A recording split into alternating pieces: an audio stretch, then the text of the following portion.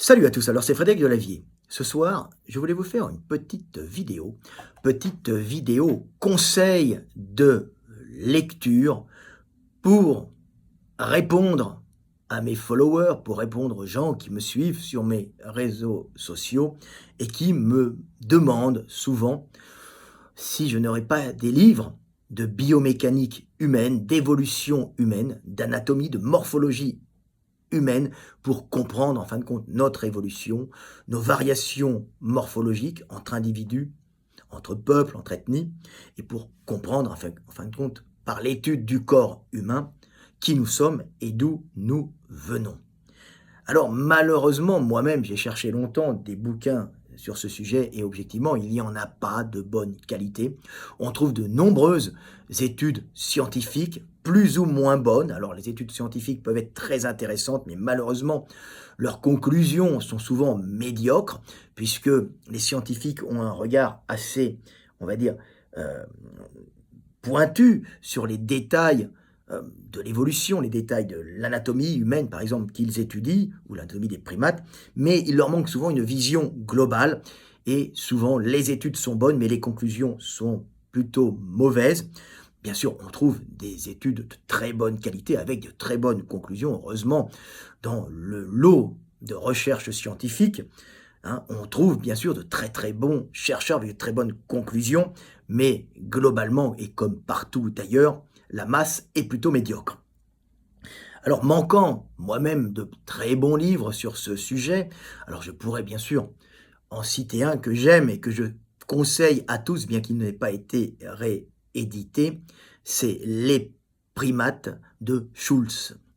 C'est un primatologue suisse allemand, donc suisse germanophone, Adolf Schultz, l'autre Adolf, et il est excellent, d'ailleurs il est repris partout, et en plus c'est un dessinateur, quelqu'un qui a un très bon coup de crayon, et il est à la base de la primatologie moderne, donc de l'étude des primates, dont l'étude de l'homme fait partie, puisque l'homme est un primate bipède. Mais comme il y avait un manque de données, je me suis passionné par ce sujet et j'ai décidé de moi-même faire ce bouquin. Alors, l'éveil des consciences que vous avez ici est le bouquin qui traite de biomécanique, d'évolution humaine et d'anatomie, un bouquin très très visuel. Ce n'est pas qu'un bouquin de philosophie, c'est aussi un bouquin d'anatomie, de morphologie, puisque tout est lié, on ne peut comprendre le monde dans lequel nous vivons qu'en comprenant qui nous sommes et notre évolution et notre façon de percevoir le monde en fonction de nos sens et de notre corps, bien sûr. Donc c'est une base pour comprendre le monde, de se comprendre soi-même. Donc mon livre, L'éveil des consciences, est un livre qui traite sur 200 pages. Ça fait un gros bouquin, extrêmement illustré, puisque c'est un bouquin de presque 700, je pense. Il y a combien 600. Oui, on n'est pas loin des 700 pages. Je n'ai pas compté. 660 peut-être. C'est un gros bouquin. Et sur 200 pages, on parle de biomécanique humaine et d'évolution de primates, puisque l'évolution humaine est en fin de compte très intéressante à comprendre, puisqu'elle fait ce que nous sommes et elle fait ce que nous pensons.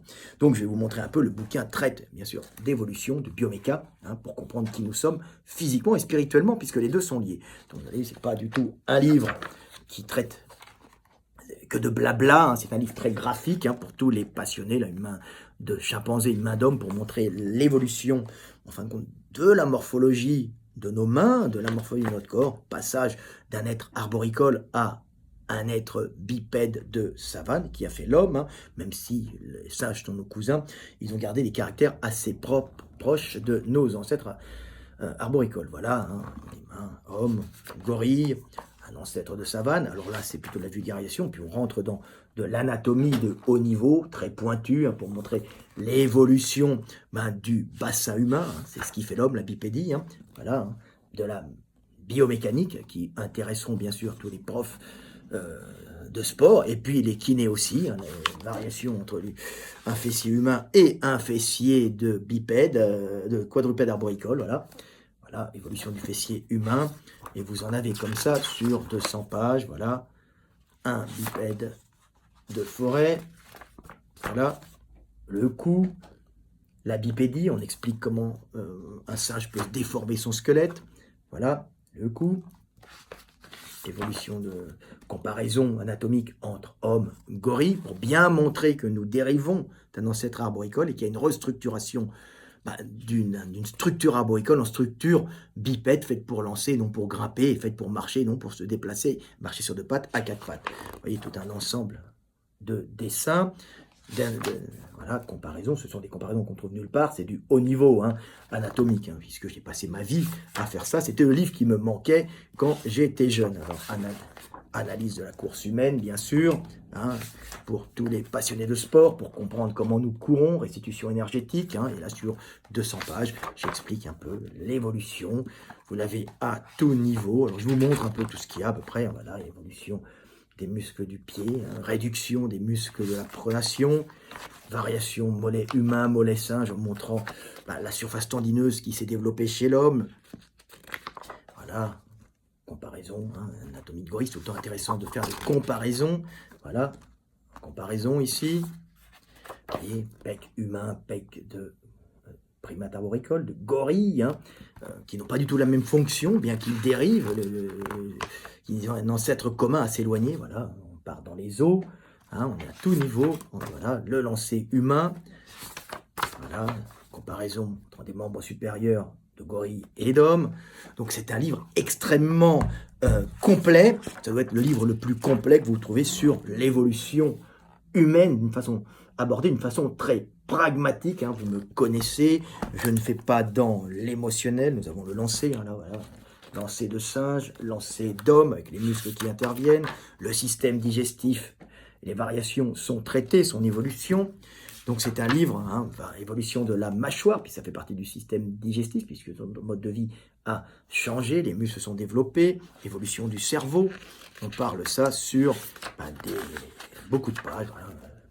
Adaptation à la bipédie, la réduction de la face, adaptation au combat qui varie avec la position, bipède ou quadrupède, limitation des canines. C'est plein de choses que vous pourrez étudier, les variations individuelles ethniques, si vous voulez. Là, j'ai mis un néandertalien et un africain, un homo sapiens africain, pour bien montrer que les adaptations froides jouent sur la morphologie. Ça joue aussi sur le squelette. Donc ce sont les grandes découvertes que j'ai faites sur les mollets avec le système pour produire de la chaleur chez les Néandertaliens, qu'on retrouve chez les Européens aussi.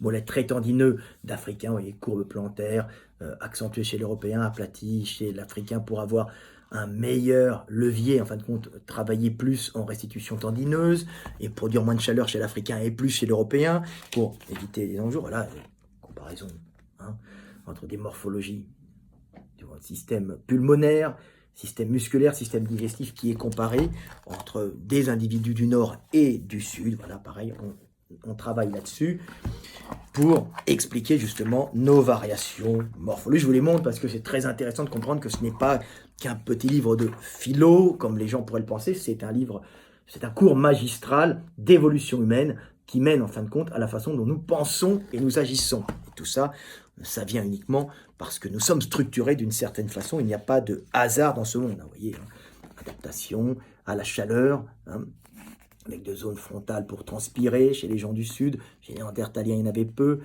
Crâne projeté en arrière. En fin de compte, c'était pour éviter d'avoir un front au froid, pour avoir un refroidissement du cerveau. Comparaison, voilà, et hop. Vous avez un ensemble tout un ensemble sur la biomécanique pour les sportifs, pour comprendre la biomécanique en fonction des ethnies, pourquoi certains sont bons au sprint et d'autres moins. Voilà, évolution, de l'évolution pure et dure, des variations vous voyez, morphologiques entre ethnies, pour montrer que ce sont des adaptations climatiques, des adaptations à des milieux, variation du psoas en fonction justement des ethnies aussi, puisqu'il y en a qui sont adaptés au froid, d'autres au chaud. Donc c'est tout un travail de haut niveau que vous ne retrouverez pas ailleurs. Voilà, façon de marcher d'un néandertalien et d'un sapiens africain qui varie pour produire de la chaleur, variation morphologique typique entre un homme du sud et un homme du nord. Tout ça sont des adaptations climatiques qui nous structurent. Voilà, variation musculaire qui se développe en fonction des ethnies. Voilà. encore du mollet, c'est très intéressant de voir ça. Puis je ne vais pas toutes les montrer parce que j'en ai un grand paquet, hein. Voilà,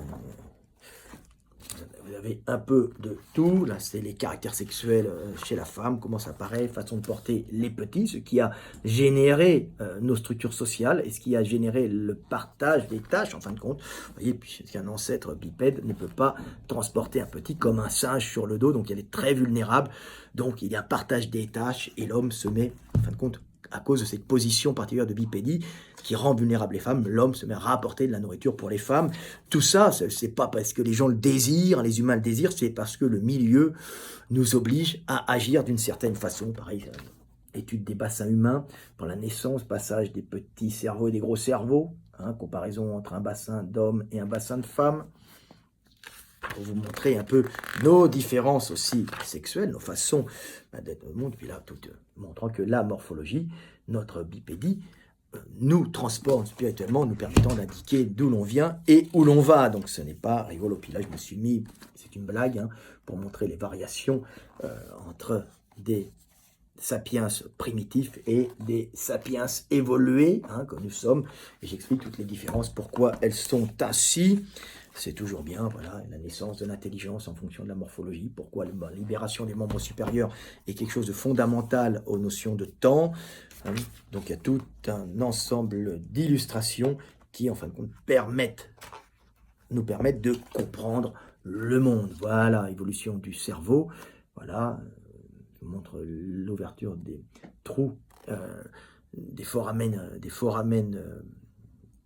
dans le cerveau qui augmente en fonction de la réflexion intense et ça peut se calculer comme ça, donc c'est très très intéressant de comprendre ça. Donc un véritable livre d'anatomie humaine et d'évolution humaine pour comprendre qui nous sommes. Voilà, évolution, voilà, des zones fessières, des zones graisseuses, puisque nos femmes étaient obligées de stocker de la nourriture à un certain moment, de la nourriture, de l'énergie dans leurs fesses, alors qu'en forêt, les singes ne sont pas très gras, hein, ils n'ont pas besoin de ça. Et le mode de vie des humains les a obligés surtout les femelles, à stocker à un certain moment, parce que justement, elles étaient dépendantes des hommes, elles ne pouvaient plus en savane se nourrir. Donc tout un ensemble d'articles sur la morphologie. Donc voilà, c'est vraiment un cours magistral que je vous conseille. Donc c'est l'éveil des consciences. Vous le trouverez sur Amazon. On peut les commander dans les Fnac ou ailleurs, hein, mais ils sont principalement disponibles sur Amazon. Donc voilà, c'est un livre. J'ai mis une vie pour l'écrire, hein. Vous voyez bien, c'est pas un livre qui s'écrit comme ça. C'est un livre scientifique, hein, c'est pas du blabla. Et c'est un livre qui vous permettra de comprendre, si vous êtes prof de sport, si vous êtes intéressé par l'évolution humaine, si vous êtes médecin, si vous êtes kiné, de comprendre qui nous sommes et d'où nous venons en comprenant notre structure. Avant tout, c'est notre structure qui fait notre esprit, hein. Voilà. C'était Fred Delavier. Je vous aime et paix sur terre.